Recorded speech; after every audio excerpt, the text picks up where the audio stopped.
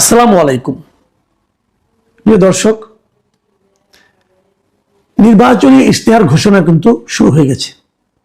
আমরা দেখতে পাচ্ছি এনসিপি, জামাতে ইসলামী এবং বিএনপি বড় এই তিনটি দলই কিন্তু এরই মধ্যে যার যার নির্বাচনী ইশতেহার ঘোষণা করেছেন এবং এই নির্বাচনী ইশতেহারে সবাই ভালো ভালো কথাই বলেছেন। আপনি কোনো একটা নির্বাচনী ইশতেহার যদি হাতে নেন, যদি পড়ে দেখেন, আপনার কাছে সবই মনে হবে যে চমৎকার, এবং এগুলো যদি বাস্তবায়ন হয় তাহলে দেশের তো কোনো দুঃখ থাকার কথা না। আপনি যদি পুরনো এই রাজনৈতিক দলটি পুরনো আগের 10 বছর, 15 বছর, 20 বছর, 30 বছর আগের যে নির্বাচনী ইশতেহারগুলো, 40 বছর ধরেন আপনি যে নির্বাচনী ইশতেহারগুলো আছে, সেগুলো যদি সংগ্রহ করে পড়তে পারেন, আপনি দেখবেন যে এগুলো সব বাস্তবায়ন হলে এই দেশটা একটা সোনার দেশে পরিণত হতো। হয়েছে কি? হয়নি তো। প্রতিবার যা হয়েছে আগের বারের চেয়ে পরে আরো খারাপ হয়েছে। ইশতেহারে কিন্তু সুন্দর সুন্দর কথার পরিমাণ বেড়েছে, কিন্তু বাস্তবতা, মানুষের ভোগান্তি, মানুষের জীবনযাত্রা, এগুলো আগের চেয়ে পরের বছর আরো খারাপ হয়েছে। আমরা এটাই দেখে আসছি। এমনকি আমরা এটাও দেখছি যে এই যে আমরা একটা অন্তর্বর্তীকালীন সরকার পেলাম, কার পরে পেলাম? শেখ হাসিনা সরকারের পরে একটা অন্তর্বর্তীকালীন সরকার পেলাম। শেখ হাসিনা সরকারকে আমরা বলেছি যে এটা একটা স্বৈরাচারী সরকার, ফ্যাসিবাদী সরকার, দুর্নীতি মহোৎসব চলতো এই সরকারের আমলে। দুর্নীতিবাজদের সরকার প্রধান কিছুই বলতেন না। সরকার প্রধানের যে পিয়ন, সেও 400 কোটি টাকার মালিক হয়ে যেত। এই যে কথাগুলো আমরা বলেছি, বলার পর তাকে আমরা তাড়িয়েছি বলবো। সেই সরকারের পতন ঘটেছে গণ অভ্যুত্থানের মুখে, গণবিক্ষোভের মুখে। কিন্তু তারপর আমরা যাদেরকে পেলাম তাদেরকে তো আমরাই বসিয়েছি, এই আন্দোলনের লোকেরাই বসেছে, বড় মুখ করে বসেছি, এবং শীর্ষ পদে বসেছেন যাকে তিনি নোবেল পুরস্কার প্রাপ্ত একজন ব্যক্তিকে বসিয়েছেন। আমরা ভেবেছি উনি হবেন একজন চমৎকার একজন মানুষ, নির্লোভ একজন মানুষ, এবং ওনার কাছে কোনো স্বজন প্রীতি থাকবে না। উনি দেশটাকে একদম স্বর্ণের একটা কি বলবো, সোনার দেশে পরিণত করবেন। আমরা তো ভেবেছি, প্রত্যাশা করেছি, আমরা ভেবেছি উনি দেশটাকে সংস্কার করবেন। যে সংস্কার করবেন সেই সংস্কারগুলো ওনার সরকারের মধ্যে প্রয়োগ করে দেখাবেন যে দেখেন সংস্কার হলে কি হয়। কোন পরিবর্তন দেখেছি আমরা দেখেছি এই সরকার আগের সরকারের মতোই চলছে। আগের সরকার যেমন নিজের দলের লোকগুলোর যে সমস্ত মামলা মোকদ্দমা উঠিয়ে নিতেন, শেখ হাসিনা ওনার মামলাগুলো উঠিয়ে নিয়েছিলেন প্রথমবার ক্ষমতায় এসেই। ইউনূস সাহেব তাই করেছেন। এই মামলাগুলো উনি আগে বলতেন, যখন শেখ হাসিনা ওনার বিরুদ্ধে মামলাগুলি করতেন, উনি বলতেন যে উনি একটা কারো প্রতিহিংসার শিকার, এই মামলাগুলো সাজানো মামলা উনি বলতেন, দাবি করতেন। তো উনি যখন দায়িত্বে এলেন ওই মামলাগুলো ওভাবে চলতে দিতেন। বিচারকই বলতো যে এগুলি সাজানো মামলা, উনি সেই পর্যন্ত অপেক্ষা করেননি। তার আগে সবগুলো মামলা উনি নির্ভয়া আদেশে তুলে নিয়েছেন। পার্থক্যটা কি থাকলো আমাদের? এরই মধ্যে, যখন আমি কথা থেকে অন্যদিকে চলে যাচ্ছিলাম, আমার মূল প্রসঙ্গে আসি। এরই মধ্যে আজকে আমরা দেখলাম যে বিএনপি তাদের নির্বাচনী ইশতেহার ঘোষণা করেছেন।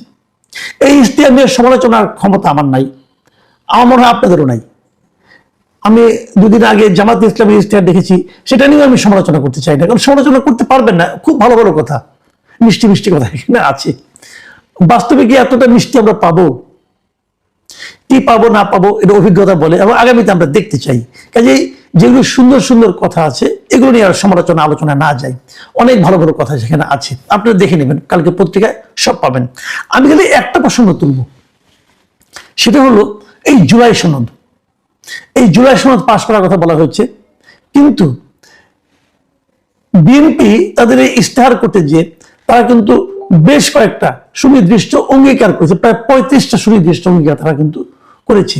এবং সেই অঙ্গীকারে যাগুলি আছে সেগুলি সবটি জুলাই সনদকে অনুসরণ করে, সবটি জুলাই সনদের সঙ্গে সঙ্গতিপূর্ণ না, না তা না। দেখেন কতগুলি কথা তারা বলেছে, খুব ইন্টারেস্টিং কথা।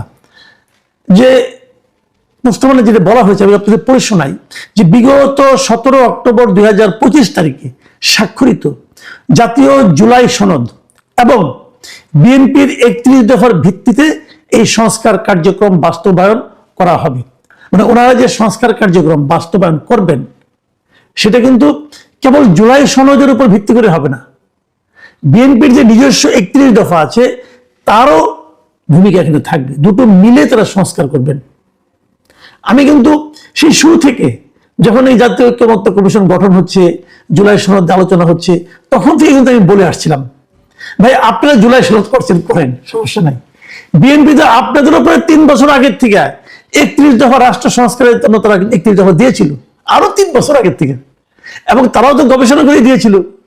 তো তারা কেন তাদের 31 দফাকে বাতিল করে দিয়ে এই কতিপয় এনজিও এবং ভাড়াটে বুদ্ধিজীবীদের তৈরিকৃত জুলাই সনদ বাস্তবায়ন করতে যাবে? কেন যাবে? আমি এটাও বলেছিলাম যে দুটোকে তারা নিয়ে একসঙ্গে, যদি বিএনপি ক্ষমতায় আসে তারা এই দুটোকে নিয়ে একসঙ্গে বসবে। এর মধ্যে জুলাই সনদের যে যে ধারাগুলো 31 দফার সঙ্গে মিলবে তারা সেগুলো অবশ্যই রাখবে, এবং যদি জুলাই সনদে কিছু তারা ভালো পায় সেগুলি হয়তো রাখতেও পারে, কিন্তু মূল ভিত্তিটা হবে 31 দফা। এবং আমি একটা রাজনৈতিক দল এর কার্যক্রম হিসাবে, আমি নিজে ব্যক্তিগতভাবে একজন নাগরিক হিসেবে আমি কিন্তু পলিটিক্যাল পার্টির এই যে কার্যক্রম এটাকে সমর্থন করি। কারণ তারা তো সারা দেশের মানুষের কাছ থেকে ম্যান্ডেট নিয়ে আসবে, সারা দেশের মানুষ তাদেরকে ক্ষমতা দেবে এটা করার জন্য। তো তারা এই ক্ষমতা পেয়ে কেন আলী রিয়াজের সংস্কার করা কার্যক্রম বাস্তবায়ন করতে যাবে? কেন যাবে? আলী রিয়াজ কেন ম্যান্ডেট নিয়ে আসছে? আলী রিয়াজ তো ভাই আমেরিকান নাগরিক, একজন আমেরিকান নাগরিকের তৈরি করে দেওয়া সেই জিনিসটা হুবহু তোতা পাখির মতো আগামী সরকার কেন মানবে? যদি বিএনপি যায়, বিএনপি আসতে তাদের ইশতেহারে কিন্তু কতগুলি বিষয় বলেছে, যেমন সংবিধানে কিন্তু জুলাই সনদে যা নাই তাও তারা স্থাপন করবে। যেমন বলেছে তারা সংবিধানের সর্বশক্তিমান আল্লাহর প্রতি পূর্ণ আস্থা ও বিশ্বাস, এটাকে তারা পুনঃস্থাপন করবে। এটা কিন্তু জুলাই সনদে নাই। এটা বিএনপি যদি ক্ষমতায় যায় তারা সংবিধান সংস্কার করে এটাকে পুনঃস্থাপন তারা করতে চাইবে। আরো কতগুলি বিষয় আছে, যেমন ধরা যাক এই যে 31 প্রস্তাব, তারা নিজেরা কিন্তু বলেছে যে একটা পদ তারা নতুন বানাবে, যেটা জুলাই সনদে নাই। সেটা কি? তারা একটা উপরাষ্ট্রপতি পদ বানাবে, রাষ্ট্রপতির সঙ্গে একজন আপনার উপরাষ্ট্রপতি থাকবে। তো এটা কিন্তু জুলাই সনদে নাই, তো সনদের বাইরে যেও তারা এটা করবে। আবার ধরুন জুলাই সনদে বলা হয়েছে যে যিনি প্রধানমন্ত্রী হবেন তিনি একই সঙ্গে দলীয় প্রধানের পদে থাকতে পারবেন না। আজকে বিএনপি জানিয়েছে যিনি প্রধানমন্ত্রী হবেন তিনি দলীয় প্রধান পদেও থাকতে পারবেন। আবার আরেকটা জায়গায় বলি আপনারা, যেমন ধরেন আপনার উচ্চকক্ষ, যেটা নিয়ে সবচেয়ে বেশি আলোচনা হচ্ছিল, উচ্চকক্ষে কিন্তু ওখানে বলা হয়েছিল, এবং একটা উচ্চকক্ষ হবে, এটা আমাদের এখানে কখনোই আগে ছিল না, নতুন একটা উচ্চকক্ষ তারা তৈরি করবে, এবং উচ্চকক্ষে 100 সদস্য থাকবে। এই 100 সদস্য নির্বাচিত হবে কিভাবে? তাদেরকে নির্বাচিত করা হবে যে রাজনৈতিক দলগুলো নির্বাচন করবে। কিভাবে করবে? তারা সারা দেশে যত শতাংশ ভোট পেয়েছে, মোট ভোটের যে ভোট, প্রদত্ত ভোট যেটা, সেই ভোটে তারা যত শতাংশ পেয়েছে ঠিক তত শতাংশ, ততজন তারা সদস্য এখানে মনোনীত করবে, এবং এই মনোনীত সদস্যরাই উচ্চকক্ষের মেম্বার হবে। তারপর উচ্চকক্ষের কার্যক্রম নিয়ে নানা রকম কথাবার্তা আছে, সে আলোচনা যাচ্ছি না। বিএনপির প্রস্তাব কি ছিল? বিএনপি তখনই বলেছিল যে আমরা সারা দেশের যে প্রাপ্ত ভোটের আনুপাতিক হারে আমরা উচ্চকক্ষ মনোনয়ন দিতে চাই না। আমরা বলতে চাই যে নিম্নকক্ষে যে দল যত আসন পাবে তার আনুপাতিক হারে উচ্চকক্ষ হবে। যে দল 3টা আসন পাবে তারা একজন সদস্যকে উচ্চকক্ষে নিয়োগ দিবে, এইভাবে। তো এটা কিন্তু ওখানে আছে, কিন্তু তারা যখন এই প্রস্তাবটা আসে তখন আপনার এই ঐক্যমত্য কমিশন বলেছিল না, এটা পেয়ার পদ্ধতিতে হবে। জামাতেরও প্রস্তাব ছিল পেয়ার পদ্ধতিতে হবে। তখন কিন্তু বিএনপি এই প্রস্তাবে নোট অফ ডিসেন্ট দিয়েছে। ইন্টারেস্টিং হলো আমাদের এই গণভোটে যে প্রশ্নটা করা হয়েছে, গণভোটের প্রশ্নে আপনি দেখবেন যে খ প্রশ্ন যেটা আছে, খ প্রশ্নটা কি আছে আমি আপনাদের আবার পড়ে শোনাই। খতে বলা হয়েছে যে আগামী সংসদ হবে 2 কক্ষ বিশিষ্ট। জাতীয় সংসদ নির্বাচনে দলগুলো প্রাপ্ত ভোটের অনুপাতে 100 জন সদস্য বিশিষ্ট একটি উচ্চ কক্ষ হবে, তারপরে যা কিছু করা হবে। তাহলে গণভোটে যদি আপনি হ্যাঁ দেন তাহলে কিন্তু আপনি 100 জন সদস্যকে যে নিয়োগ করবেন সেটা পেয়ার পদ্ধতিতে নিয়োগ করবেন, এই কথা স্বীকার করছেন। কিন্তু বিএনপি বলছে তারা পেয়ার পদ্ধতিতে উচ্চ কক্ষে নিয়োগ দেবে না। আজকেও তারা সেই কথাই বললো, এটা আগেও বলেছে, আজকেও বললো। আজকেও তারা এই ইশতেহার ঘোষণার সময় তারা একই কথা বললো। তাহলে ধরেন কথার কথা, যদি বিএনপি জিতে যায় এবং হা ভোটও জিতে যায়, তাহলে বিএনপির জন্য কি করণীয়? কারণ হাবুড়ে তো বলা হয়েছে যে 100 জনের অনুপাতে, এটা হলো আনুপাতিক ভোটের হারে নিয়োগ করা হবে, এবং তাদের ইস্তাহারে বলেছে তারা 100 জনকে নিয়োগ দিবে নিম্ন কক্ষের আনুপাতিক হারে। তাহলে যদি হা ভোট জিতে যায়, তাহলে আপনি বলবেন যে জনগণ তো বলেছে যে এই 100 জনকে প্রাপ্ত ভোটের আনুপাতিক হারে দিতে হবে। আবার বিএনপি তখন কি বলবে? যে বিএনপি বলবে আমরা তো এই ম্যান্ডেট দিয়ে জনগণের কাছে গেছি, আমাদের যে ভোট দিয়েছে জনগণ, আমি তাদেরকে ম্যান্ডেট দিয়েছিলাম যে আমরা এটা নিম্ন কক্ষের অনুপাতে হারে করবো, আমরা পিয়ার পদ্ধতিতে করবো না। তাও তো ওখানেও রাজি হয়েছে। তাহলে কোন রাজিকে আপনি গুরুত্ব দিবেন? হা ভোটের রাজিকে নাকি বিএনপির এই ইশতেহারের প্রেক্ষিতে যে ভোটে জিতে আসা সেটা কি? কোনটাকে দিবেন ভাই? এই জটিলতা তৈরি করা হয়েছে। এবং আমি মনে করি রাজনৈতিক স্ট্যান্ড হিসেবে, পলিটিক্যাল স্ট্যান্ড হিসেবে বিএনপি ঠিক জায়গায় আছে। বিএনপি তারা যা যা করতে চায় তারা সেগুলি নিয়ে ওখানে গিয়েছে, তারা জনগণের কাছে গেছে। এখন যদি জনগণ এগুলিকে পছন্দ না করে, জনগণ প্রত্যাখ্যান করবে, কোনো সমস্যা নাই। কিন্তু জনগণ যদি এটা প্রত্যাখ্যান না করে, তাহলে বিএনপি জনগণের এই ম্যান্ডেটটাকে বাস্তবায়ন করবে। তো হা ভোটে, রেফারেন্ডামে, মানে গণভোটে কি এলো কি না এলো কিসে যায় আসে যায়? তাহলে যদি না যায় আসে, তাহলে এই অতিরিক্ত ব্যয়টা কেন? তাহলে এই গণভোটের জন্য এত টাকা খরচ কেন? তাহলে এই গণভোটের জন্য হার পক্ষে প্রচার করতে যে দেশের সমস্ত সরকারি কর্মকর্তা কর্মচারীকে দণ্ডনীয় অপরাধের মধ্যে ঢুকিয়ে দেওয়া কেন? যে কাজটা ডক্টর আলী রিয়াজ করেছেন, সকলকে একটা দণ্ডনীয় অপরাধের মধ্যে ঢুকিয়ে দিই। কারণ আইনে আছে সরকারি কোনো কর্মকর্তা কর্মচারী তারা কোনো নির্বাচনের কোনো পক্ষে প্রচারণা চালাতে পারবেন না, কিন্তু উনি গণভোটে হার পক্ষে সবাইকে প্রচারণা চালাতে বাধ্য করেছেন। কেন?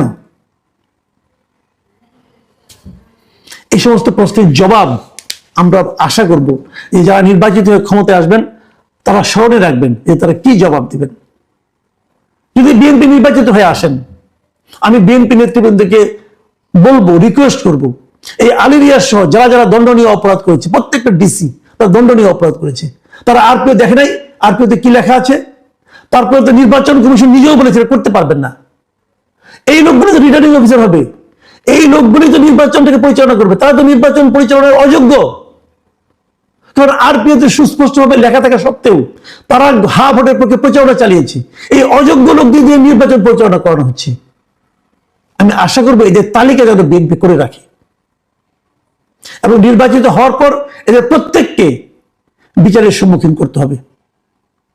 আপনি একটা মানে অন্যায় আবদারের জন্য আপনার নিজস্ব দায়িত্বকে ভুলে যাবেন এবং সেটাকে আপনি অন্যায়ভাবে করবেন, দণ্ডনীয় অপরাধ করে যাবেন, আর আপনাকে কেউ কিছু বলবে না। যদি এটা হয়, এটা যদি উদাহরণ হিসেবে তৈরি করা হয়, তাহলে এই দেশে নিয়মকানুন বলতে আর কিছু থাকবে না। প্রিয় দর্শক, আমাদের এই যে উপলব্ধির কথা আমি বললাম, আমি আশা করবো এগুলি সবাই বিবেচনা রাখবেন।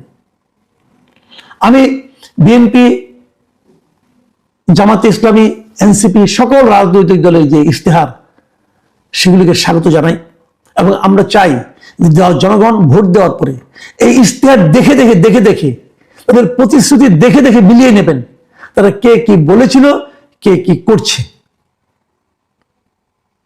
দর্শক, এখন এই পর্যন্তই। আল্লাহ হাফিজ।